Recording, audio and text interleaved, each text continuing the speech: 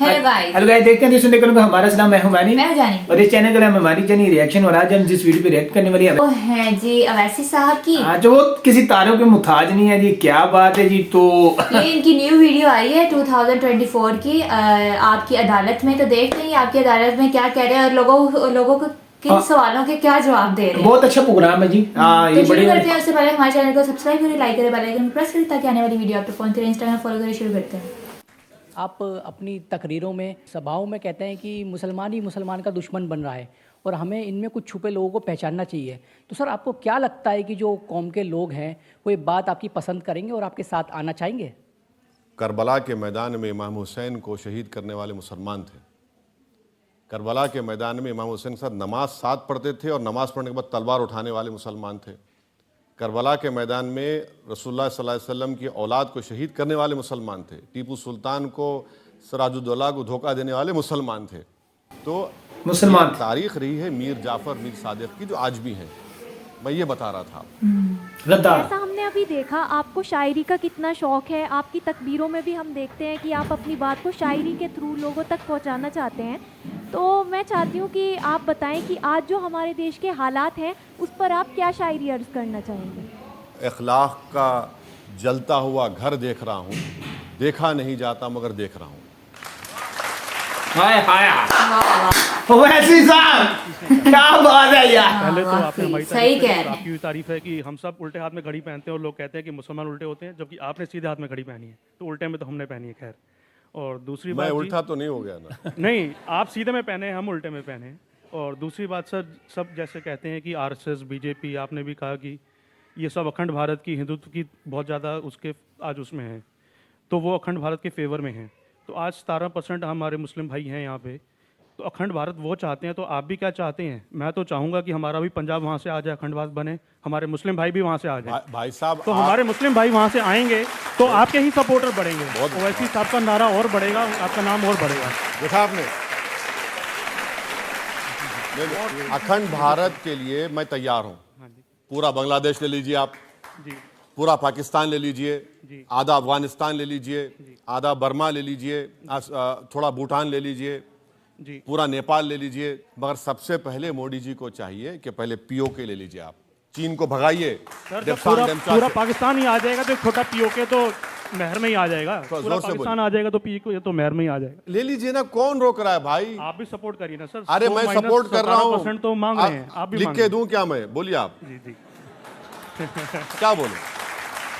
चलिए, एक ऐसा नोट है जिस पर मैं एक ब्रेक ले सकते हैं और ब्रेक के बाद आपकी अदालत में इल्जाम और सवाल। आपकी एक तकरीर मेरे पास है हाल ही में। आपने कहा नौजवानों से, नौजवानों मस्जिदों को आबाद रखो, कहीं ऐसा ना हो कि मस्जिदें हमसे छीन ली जाएं। जी बिल्कुल सही है। कौन छीन रहा है मस्जिदें? बीजेपी आरएसएस छीनना चाह रही है। ऐसी ताकतें हैं जो छीनना चाह रही हैं। कौन सी बिल्कुल। मस्जिद छीनी? अब आप देख लीजिए, दिल्ली की 600 साल पुरानी मस्जिद को आपने शहीद कर दिया। सुनेरी बाग की मस्जिद को आप निकाल देना चाहते हैं। और सुनेरी बाग की मस्जिद में कभी आपने सुना कि अगर कोई प्राइम मिनिस्टर या होम मिनिस्टर अगर मंदिर के सामने से जा रहा है तो मंदिर में पूजा रोक दी जाती? कभी सुना आपने?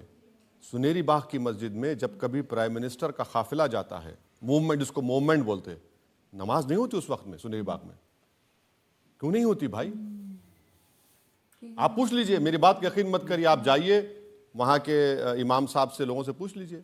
देखिए, किसको बिल्डिंग को गिराना है नहीं गिराना, ये तो कोर्ट के फैसले होते हैं। नहीं, आपने नोटिस, सरकार ने सुप्रीम कोर्ट का फैसला देखा।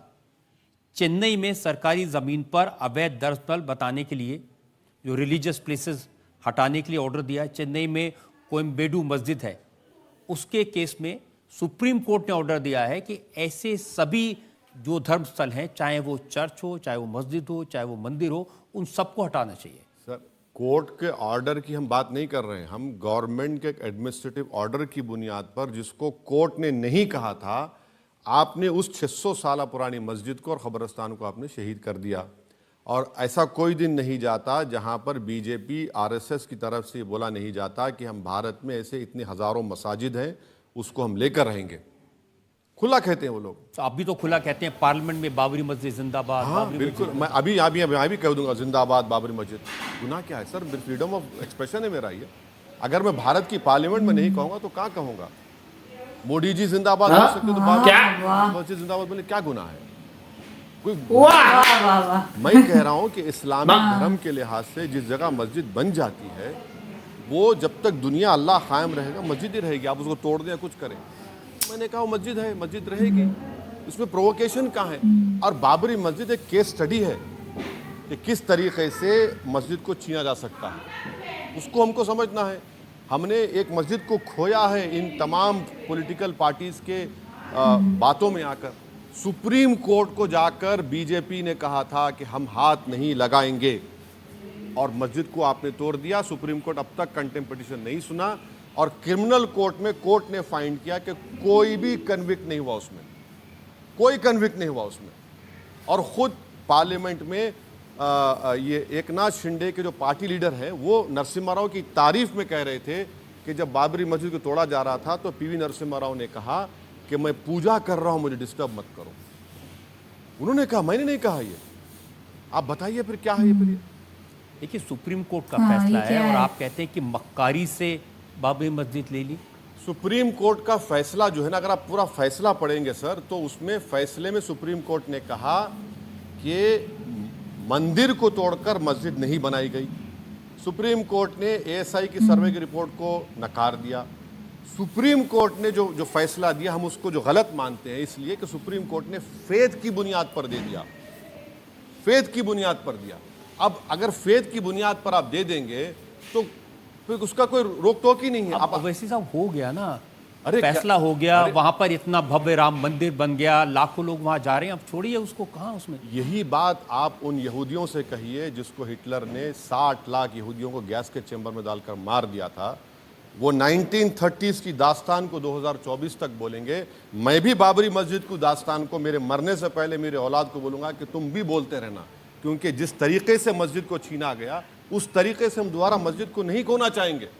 क्या 6 दिसंबर इस देश के लिए फख्र का दिन है?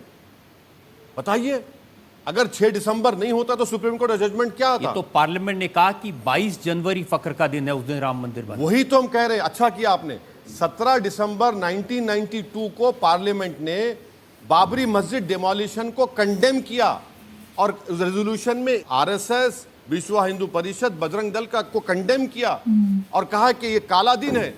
अब पार्लियामेंट के रेजोल्यूशन के खिलाफ अगर आप एक और रेजोल्यूशन ला रहे हैं तो हमने इसी पार्लियामेंट में as an Indian, proud Indian मैं कह रहा हूं कि हमने कहा कि पीओके हमारा है। कल क्या आप रेजोल्यूशन लाएंगे पीओके हमारा नहीं है बोलकर? आप कौन सा प्रेसिडेंट क्रिएट कर रहे हैं?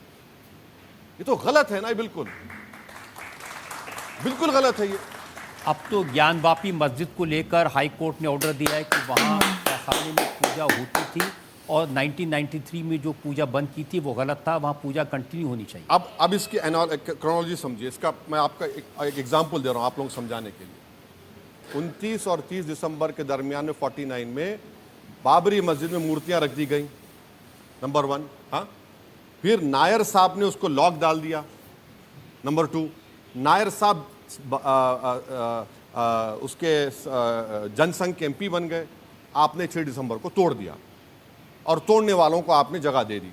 यहां पर क्या हुआ, यहां पर व्यास फैमिली कह रही है कि हमारे पास 1530 से डॉक्यूमेंट है। मैं भी कह रहा हूं कि मैं भी 500 साल से नमाज पढ़ा था बाबरी मस्जिद में, नंबर 1। व्यास फैमिली कहती है कि 93 में मुलायम सिंह की सरकार ने बगैर रीजन राइटिंग के दिए बंद कर दिया। मैं भी कह रहा हूं कि मेरी मस्जिद को भी आपने बंद कर दिया था। अब कोर्ट आपने कोर्ट को जाके पूजा अलाउ करिए। भाई मेरी नमाज क्यों अलाउ नहीं किया आपने? फिर आप समझिए, इसीलिए हम कह रहे हैं कि हम एक मस्जिद को खोए, दोबारा नहीं खोना चाह रहे हैं। आप इन बातों को समझना चाहिए। भाई दूध के जले छाछ को भी फूक फूक कर पियेंगे हम लोग? तो भड़काएंगे आप नौजवान? भड़काएंगे नहीं, सच्चाई को बयान करेंगे। ये जो मैं जो कुछ कह रहा हूं ये फैक्ट है। मैं जो कुछ कह रहा हूं फैक्ट है। अच्छा सर, अब आप चले जाइए, आप ज्ञानवापी पे आ गए, आप चले जाइए मथुरा पे। 1965 में हिंदू और मुसलमानों में एग्रीमेंट हुआ, मुसलमानों ने 8 एकड़ जमीन दे दी। अच्छा, उस एग्रीमेंट पर किसने साइन किया था हिंदुओं की तरफ से? पंडित मदन मोहन मालवीय। क्या पंडित मदन मोहन मालवीय से बड़े हिंदू नरेंद्र मोदी हैं? नहीं है। उन्होंने साइन किया। आप 2023 में बोलते हैं कि नहीं, उनको इख्तियार नहीं था वो जमीन तो देने का, लेने का। कौन खोल रहा है इस देश में? कौन जख्म को खोल रहा है? कौन इस देश को उस राह पर लेकर जाना चाह रहा है जहां पर दोनों धर्मों में टकराव होगा? विश्व हिंदू परिषद के जो प्रेसिडेंट है आलोक कुमार, उनकी बयान में पढ़ रहा था, वो कह रहे थे कि हम मुसलमानों से हाथ जोड़कर कहते हैं कि अब अयोध्या के बाद में मथुरा और काशी दे दें, उसके बाद हम कोई क्लेम नहीं करेंगे। ये सब बकवास है, ये सब झूठ है। आए भैया क्यों देंगे? मस्जिद मेरे बाप की थोड़ी है, मस्जिद मेरी मां की थोड़ी है। मस्जिद तो अल्लाह की होती है। मस्जिद का एक कागज है, एक डॉक्यूमेंट है। आप कब तक बोलेंगे वो उस जमाने में मुगल बादशाह था? तो फिर पुष्पमित्रा संघा से कौन इंसाफ करेगा? बताओ मेरे को। पुष्पमित्रा संघा ने कई बौद्ध धर्म के स्तूपों को तोड़ दिया, उसका इंसाफ करिए। चलिए, आप जब मुगल बादशाह को बोलते हैं तो पुष्पमित्रा संघा क्या करेगा? पुष्पमित्रा संघा के बारे में कोई नहीं बात करता। भाई देश जिस जमाने में पुष्पमित्रा संघा थे, जिस जमाने में मुगल थे, क्या संविधान था? राजा रजवाड़ों में राइट टू इक्वालिटी नहीं? वैसे साहब हमारे पास एक रिटर्न कॉन्स्टिट्यूशन है और उस कॉन्स्टिट्यूशन के लिहाज से हमको काम करना पड़ेगा। पंडित मदन मोहन मालवीय ने साइन किया उस एग्रीमेंट। आज आप बोलते हैं हम नहीं मानेंगे उसको। देखिए, इसीलिए तो उनको मौका मिलता है कहने का। आप कहते हैं बाबरी मस्जिद जिंदाबाद, वो कहते हैं ये बाबर की औलाद। नहीं, मैं देखिए यही तो मैं बता रहा हूं, मैं चाहता हूं कि मेरा डीएनए करा लीजिए, नरेंद्र मोदी जी का भी करा लीजिए, आरएसएस के लोगों का करा लीजिए। कौन आर्यन है और कौन इस देश का है मालूम हो जाएगा आपको। भाई मैं बाबर का स्पोक्स पर्सन थोड़ी हूं, तो क्या फिर नरेंद्र मोदी और बीजेपी नाथूराम गोडसे के स्पोक्स पर्सन है? अगर मैं बाबर का स्पोक्स पर्सन तो आप बन जाइए उनके स्पोक्स पर्सन, आप नाथूराम गोडसे के स्पोक्स पर्सन बन जाइए। वाह, आखिर मेरा क्या ताल्लुक बाबर से? मेरा क्या ताल्लुक औरंगजेब से? मेरा क्या ताल्लुक जिना से? भाई क्या ताल्लुक? अगर ताल्लुक नहीं है तो आपके भाई अकबरुद्दीन साहब औरंगजेब की मज़ार पर गए, वहाँ चादर चढ़ाई, फूल चढ़ाए। देखिए, ताल्लुक नहीं है सुनिए, औरंगजेब से। जब आप सर, मैं आपको बोल रहा हूँ कि आप इंटरनेट खोलिए, वहाँ पर एक अल्लाह के वली की मज़ार है, शायद बुरहानुद्दीन गरीब या जरजरी बख्श रहमतुल्लाह गए, वहाँ पर गए तो आपके रास्ते में खबर आती, उन्होंने सिर्फ फातिहा पढ़ चले गए। और एएसआई प्रोटेक्टेड मॉन्यूमेंट है वो, आप निकाल दीजिए उसको। आप खुद डेलीगेशन को लेके जाते औरंगजेब के पास, फातिहा पढ़े और क्या करे, कुछ नहीं किए। अब उसको बोले अरे वो गए, अरे नहीं वो जो अच्छा मोदी जी बहादुर शाह जफरी खबर पे गए, अच्छा था वो। बताइए आप। वाह, अरे वाह यार, वैसे साहब दे मार 4.5 कटा बैठ गया। क्या बात है। किसके इशारे पर पैदा हो रहे हैं? ये समाज में टेंशन पैदा कर। एक प्रॉब्लम ये है कि देवेंद्र फडणवीस ब्राह्मण है और उनको दिखाना पड़ता है अपने आप को कि मैं सबको साथ लेके चलता हूं। उनका सबसे बड़ा प्रॉब्लम वो है, और उनको लगता है कि पोस्ट मोदी वो प्राइम मिनिस्टर बन जाएंगे, तो उनको ये लैंग्वेज इस्तेमाल करना पड़ता है। और बार बार देखते शिवाजी के बारे में। अरे भाई, शिवाजी जब आगरा की फोर्ट से भागे थे, मुसलमान के साथ भागे थे। शिवाजी के जो तोप का जो जनरल था मुसलमान था, शिवाजी के पास मुसलमान थे। लेकिन शिवाजी ने जिसका पेट फाड़ा था वो भी मुसलमान था। बिल्कुल सही है, बिल्कुल सही करे। मगर रजत जी एक अभी थाली मार लिए। सुनिए, जब शिवाजी अफजल खां को खंजर घोंप रहे थे तो शिवाजी के पीछे तलवार कौन खड़ा था? मुसलमान खड़ा था। ये बात नहीं बोलते आप, कलेक्टिवली बोलेंगे। सर मैं भी थोड़ा पढ़ा हूं, तो शिवाजी के पीछे खड़े वाला मुसलमान था। अच्छा, और शिवाजी ने क्या किया? अफजल खां को मारने के बाद कहा कि इस्लामिक धर्म के लिहाज से इसकी खबर बनाओ। ये शिवाजी का बड़ापन था। तो इसीलिए तो और यहाँ पर क्या कर रहे हैं? यहाँ बड़ापन देखिए, खबरों को मिटा दिया जा रहा है, ये बड़ापन है। इसीलिए तो कह रहे हैं कि जैसे शिवाजी के पीछे मुसलमान खड़ा था, मोदी के पीछे वैसे ही खड़ा हो जाए।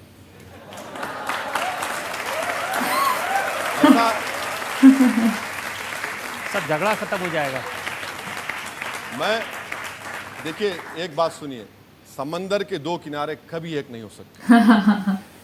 समंदर के दो किनारे कभी एक नहीं हो सकते। मैं किसी के पीछे खड़े होने के लिए पैदा नहीं हुआ। मेरा देश का प्रधानमंत्री देश की जनता के साथ खड़ा रहे, और उस जनता के साथ जो सबसे पिछड़े हैं, डेटा के लिहाज से उनकी बारे में बात करें, उनसे नफरत ना करें, उनको अपना समझें। मैं वही चाहता हूं मेरे प्रधानमंत्री। और कुछ नहीं। फाइनल राउंड में हम 1-2 सवाल ले सकते हैं अभी। ओवैसी जी, मेरा सवाल आपसे ये है कि आप अक्सर कहते हैं कि हिजाब वाली लड़की को देश की प्रधानमंत्री के रूप में आप देखना चाहते हैं, तो आप ऐसा ही क्यों चाहते हैं? ये जो बताया जा रहा है कि भाई हिजाब पहन लिए तो दिमाग पर कवर हो गया, नहीं, दिमाग पर कवर नहीं है। जो लोग ये समझते हैं कि हिजाब पहनने वाली लड़कियां बड़ी बैकवर्ड हैं, ऑप्रेस्ड हैं, उनका दिमाग खराब है। अगर ऐसा होता तो यमन की एक मुस्लिम महिला हिजाब, ये मैंने पढ़ी है पोस्ट, उसको नोबेल प्राइज दिया गया। तो ऐसा कुछ नहीं है भाई। देखिए, हम तो चाह रहे हैं कि जो सबसे कमजोर है मुस्लिम लड़कियां उठें। और अगर आप कभी हमारे शहर को आएंगे, आप देखेंगे कि बुलेट मोटरसाइकिल हिजाब पहनकर, हेलमेट पहन के चलाते हैं लोग, बुर्का पहन के चलाते हैं। मुझे भी ताज्जुब हुआ कब देखकर, मतलब बुलेट चला रहे हैं। बोले क्यों, तुमको तकलीफ हो रही क्या? मुझे जवाब मिला, मुझे बोला नहीं, बहुत खुशी हुई मुझे। सीधे योगी आदित्यनाथ कह रहे थे कि जिन लड़कियों को हिजाब पहनाकर आप कैद करना चाहते हैं, उन्हें हम लिबरेट करना चाहते हैं। ना, कैद नहीं है। देखिए, कोई कैद नहीं है। अच्छा, बीजेपी की कोई मुस्लिम मीटिंग होती है ना, आप 200-300 बुर्का पहने लाके बिठाते हैं। वो क्या है? वो क्यों बिठाते हैं आप उनको? ये दिखाने के लिए, देखो हमारे साथ। अच्छा, कमाल है यार। वो जो लाके बिठाते हैं, वो देश को दिखाने का नहीं है, वो दिखाना है गल्फ के बादशाहों को हमारे साथ मोदी मुसलमान है, अमेरिका को दिखाने के लिए। अरे भाई, अगर आप मुसलमानों शोबाज, आप महिला के नाम पे घर इलाहाबाद का पति को नोटिस देके घर तोड़ देते हैं, तो आपकी कौन सी बातों पर हम यकीन करेंगे? सितमगर तुझसे उम्मीद वफा होगी जिन्हें होगी, हमें तो देखना यह है कि तू जालिम कहां तक है। वैसे साहब, हमने आपसे हर तरह के सवाल पूछे और जैसे आपका स्वभाव है, आपकी फितरत है, आपने बेबाकी से जवाब दिए, किसी चीज को टालने की कोशिश तो देखकर एक ब्रेक के रुकेंगे और ब्रेक के बाद सुनेंगे ब्रेक ले ले, ब्रेक। आज की जज कुमकुम चड्ढा का फैसला। आज के मुकदमे वक्त है आपकी अदालत में आज की जज हिंदुस्तान टाइम्स की सीनियर जर्नलिस्ट कुमकुम चड्ढा के फैसले का। कुमकुम, अच्छा जी जज। ओवैसी जी अपनी कौम की एक बुलंद आवाज़ है और जब वो बोलते हैं तो सब सुनते हैं। Everyone listens when Owaisi ji speaks. उनकी बातें दिलचस्प हैं और उनकी बातों में अग्रेशन और एक फायरी एलिमेंट है और ये उनकी पर्सनालिटी है, तो अग्रेशन को उनसे अलग नहीं किया जा सकता। It is like segregating fire from wood और taking away the trees from the forest, so to speak. Rajat Sharma is razor sharp. He's of course a colleague and बेबाक है और बुलंद है। इसलिए आज का जो तकरार थी या जो ये मुकाबला था, एक लेवल प्लेइंग फील्ड पे था and it was at the same level. So फैसला करना थोड़ा मुश्किल है, बट ओवैसी जी ने हर चीज़ का, हर प्रश्न का मुंह तोड़ जवाब दिया। अदालत उनको ये हिदायत देते हुए कि अपनी भाषा पर थोड़ा संयम रखें, बाइज्जत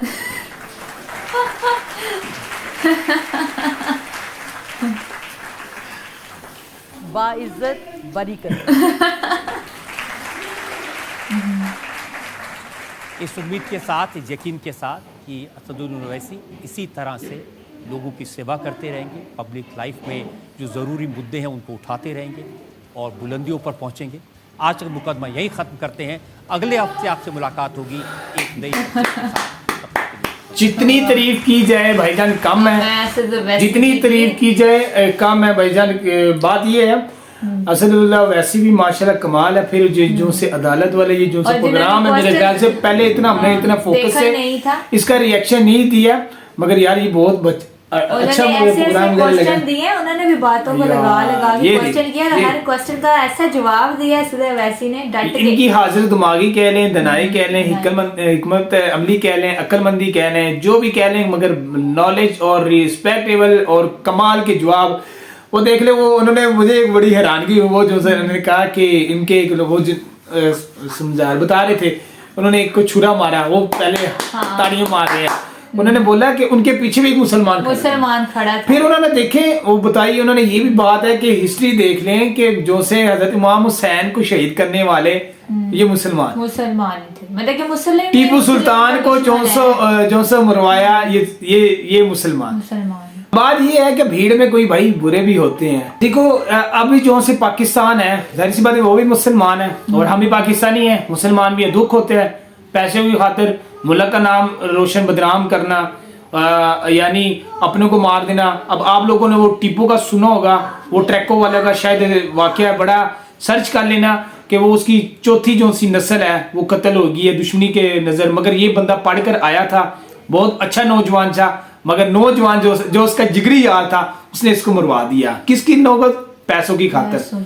देखिए जो मुसलमान होगा, जिसके दिल में ईमान होगा, सच्चा हक सच का होगा, वो ऐसा कभी नहीं करेगा। और अवैसी ने अपने मुल्क की खातिर अच्छी बातें बोली हैं। उसका इख्तलाफात ये था मोदी के साथ, मोदी साहब जो मर्जी आप करे, लेकिन हमारी मस्जिदों को के यानी या किसी के धर्म को अपना छेड़े, हाँ किसी के धर्म को नहीं छेड़े। मुझे नहीं लगता कि उसकी कोई जाती उनके साथ इख्तलाफात रहे था, कोई नहीं है। उन्होंने जो से इख्तलाफात रखे अपने वो जो से मस्जिदों के रखे।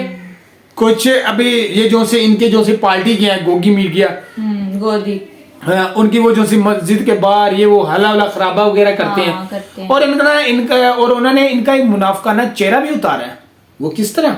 उन्होंने बोला कि ये जो से जब बाहर जाते हैं वो जो से इस्माइली मुसलमान जो हमने रिएक्शन दिया है, वो इसके जो से चैते कह लें जो भी है, और एक जो से कादियानी भी है, वो तो काफिर है, अल्लाह माफ करे। वो अपने आप को शो कराते हैं किसी आम, उन्होंने नबी तस्वर किया हुआ है। नबी जो आने थे वो आगे वो खातम नबी हैं, उसके बाद कोई नबी नहीं आया। और ये उनकी ये जो सी फेवर में आते हैं क्योंकि उधर भी ये आवाज है, ये जो सा कादियान मेरे ख्याल इलाका वगैरह। अच्छा तो बाहर ये जब टूर पे जाते हैं वो बुरके में बैठा लेते हैं। हाँ जी जी मोदी साहब तो अकलीतों के बड़े ऐसे हैं, बहुत अच्छे हैं जी ये वो।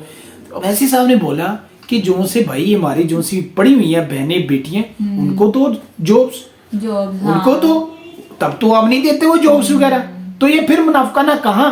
फिर वैसी साहब ने बोला कि हम उधर अपने एरिया पर गए और हमारी यमन की लड़की हमारी बहन हमारी बहन और बेटी बाइक चला रही बुरका डाल के, ये वो किसने बोला? उसने कहा मैं जॉब पर जा रही। तो देखा अब ये नहीं है। फिर वो उन्होंने हिजाब का बोला, तो वो मैंने बात करनी थी। यमन में माशाल्लाह अव्वल वो आई हैं उनकी वो बड़ी हिजाब में थी, और ये लोग कहते हैं कि जो बुरखे में है। उन्होंने बहन का क्वेश्चन अच्छा था, उन्होंने कहा कि ज़ेन नहीं आपका वो पकड़ा जाता कुछ नहीं होता, ये एक पर्दे का हुक्म है बहन।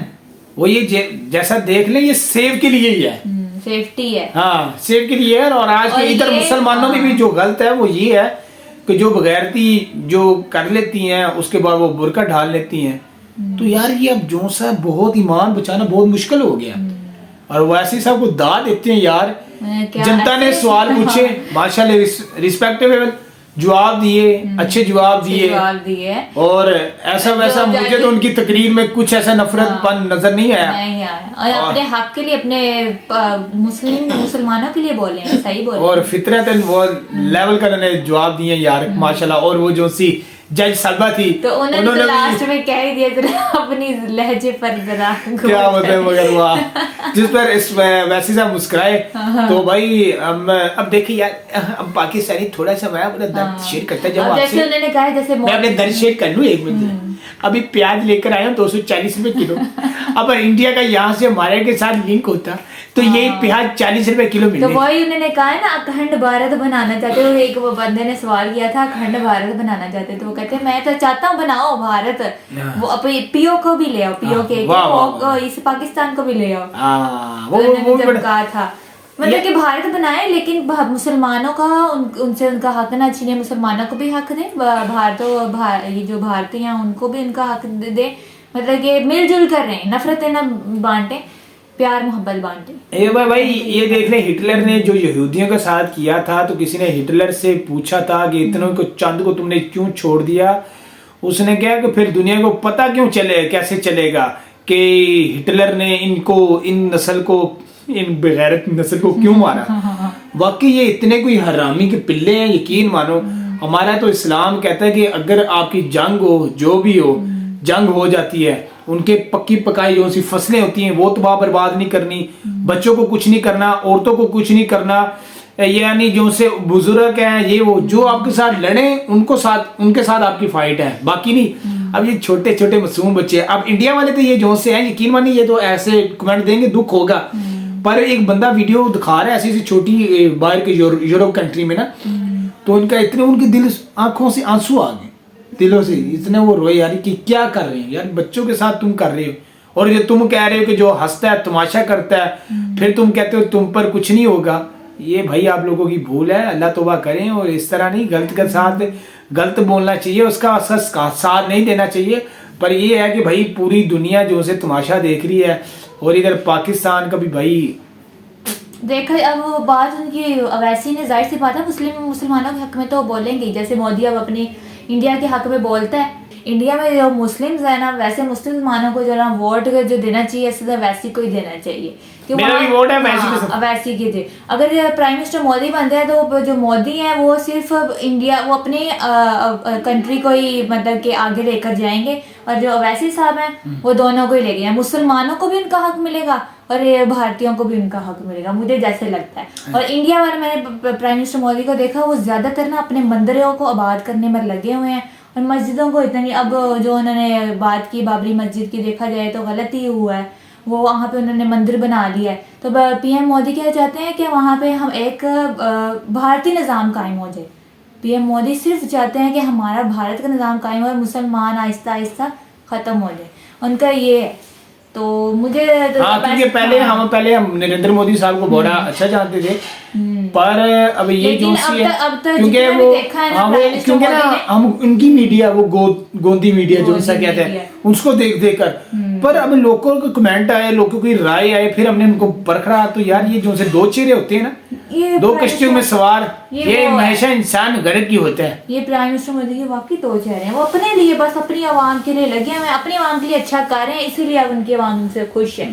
तो देखते हैं जी अब इलेक्शन में क्या होता है। इलेक्शन है मेरे ख्याल है, जो मैंने सुना था, अगर गलती मलती माफी, अप्रैल में जो से मैंने इलेक्शन सुने थे, अब देखते हैं क्या होता है, कौन बनता है अगला पीएम, वजीर आजम, यानी कह लें कि इंडिया का। ये भी कहा है बेशक प्राइम मिनिस्टर मोदी बने, पीएम बने, लेकिन हमारे मुसलमानों के लिए भी अच्छा सोचें, उनके लिए भी खड़े हों, उनको भी उनका हक मिलना चाहिए हर चीज़ का, वैसे नहीं ये कह दिया। उम्मीद है कि आपको आज का हमारा रिएक्शन अच्छा लगेगा। तो मिलते हैं नेक्स्ट वीडियो के साथ, खास कह दीजिएगा। अल्लाह।